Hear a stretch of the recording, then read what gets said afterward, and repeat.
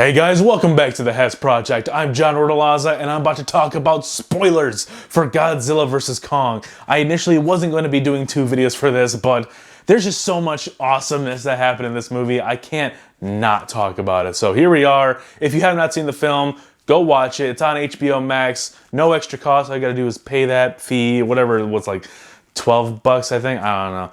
So you get it for the whole month. But spoilers here. So this film starts off with Kong in a containment facility. They're still on Skull Island, but they're just keeping him contained because his film took place back in the day. I believe 60s, 70s? I can't remember.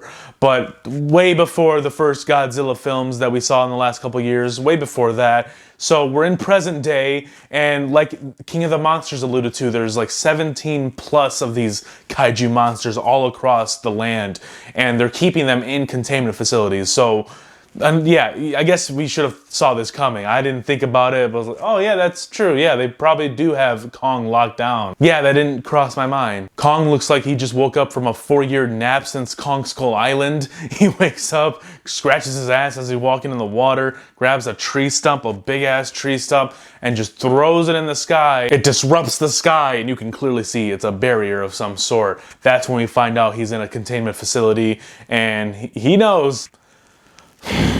The film starts to show Godzilla doing some evil things, and while it looks like he's turning on the human people and no longer our protector anymore, it's like they're spinning it almost. It's like they're trying to trick you a little bit.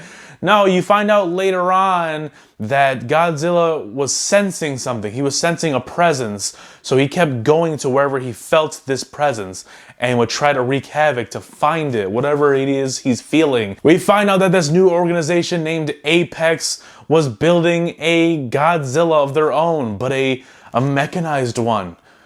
A Robo-Godzilla, if you will. No.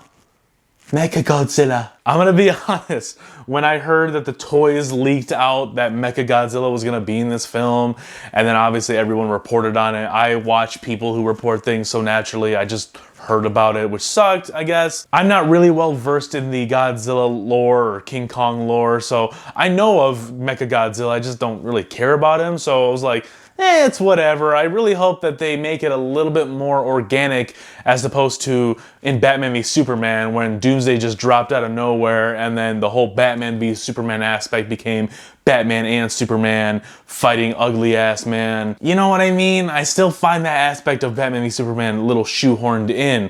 So I was just dreading that, oh god, these toys better not tell me that they're gonna shoehorn this mecha god crap into this movie. But thankfully, I personally don't think they did it like that. I think the movie does set up Mechagodzilla in a decent way, a decent enough way to have him show up. He first appears in this lab when they turn him on and they're just testing him out on one of the monsters that Kong went against in his movie. That was kind of cool to see that same monster return. He beats the crap out of that monster almost instantaneously, and then he shuts down abruptly, so I'm like, oh, well that's a nice little tease for the next movie.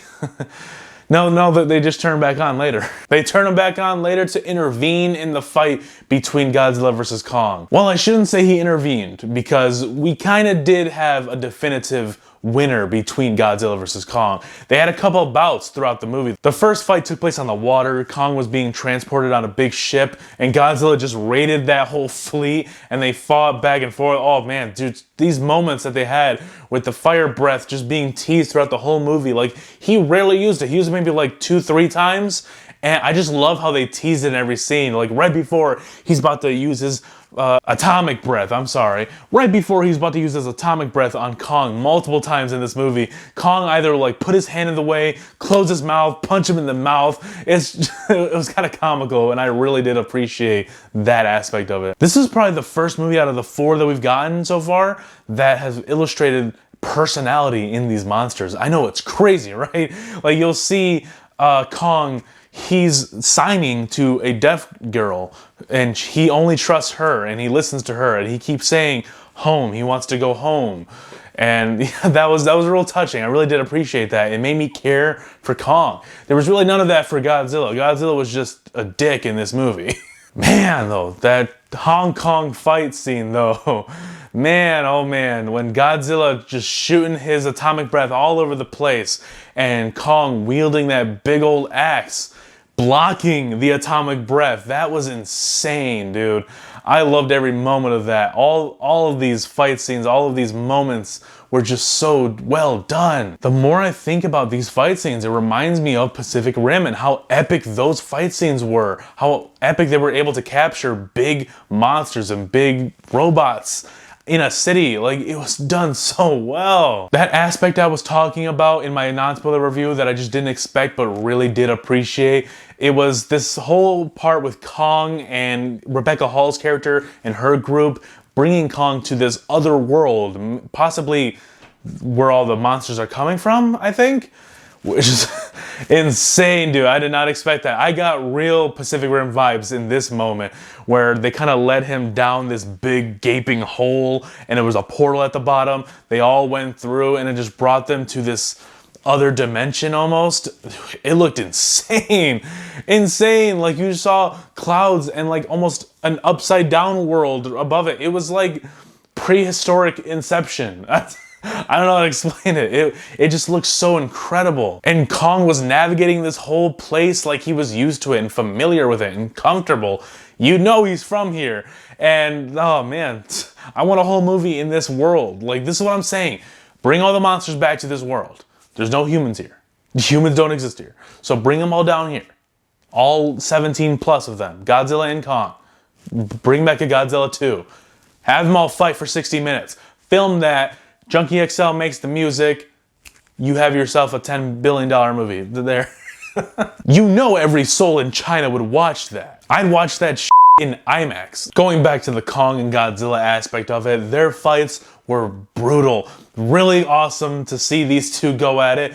Godzilla, I would say he won the first round on the water. I'd say he won that one. I gotta give that second bout to Kong, because when he brought that axe down onto Godzilla, knocked his ass out temporarily. No, he had it. He had it in that moment. So it was 1v1 at that point. But then Godzilla gets right back up. They start having a third bout. Godzilla kind of prevails in that one. So there was a definitive ending to their fight, because after he knocks Kong down again, he walks away. He was ready to go back in the ocean and just chill until his next movie comes out. So yeah, Godzilla won here, guys. I wasn't necessarily rooting for one or the other, but this film really does want you to care about Kong. I mean, it gives you this whole backstory and all these details about this other world, this other dimension where he finds his axe and he sits upon a throne. He is the King Kong in a sense in this other world. He doesn't necessarily beat the king of the monsters in this film to earn the title king, which is what I kind of theorize and what a lot of people theorize what was going to happen in this movie. But no, he kind of does get his ass handed to him in here by Godzilla. Until the Apex organization awakens the Mechagodzilla again. He malfunctions, he kills the guy who's like controlling him, or he gets like electrocuted or something.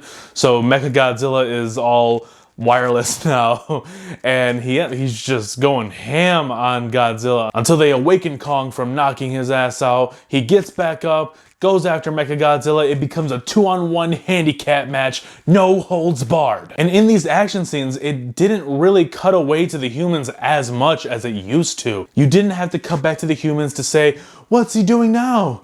He's grabbing his axe. He's gonna chop Godzilla's head off. No, like, there's none of that. There used to be a lot of that in the other three movies, but here it really just shows the monsters going at it. It'll cut back to show the reactions of the humans and see what they're looking at.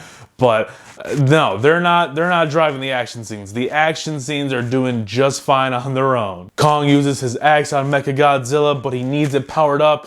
So the awesome moment, I thought, was when Godzilla shot his atomic breath at the axe, powering it up so that he could chop Mechagodzilla into pieces.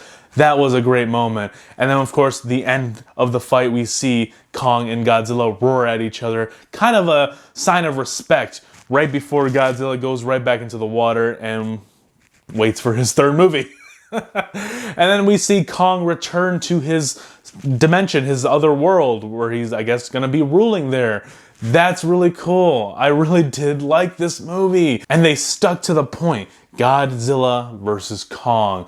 Yeah, like I said, there was this aspect with Millie Bobby Brown's character and the other two who were introduced into this movie. They pretty much just existed to set up Mechagodzilla. Other than that, I think everything else in this movie fits perfectly fine.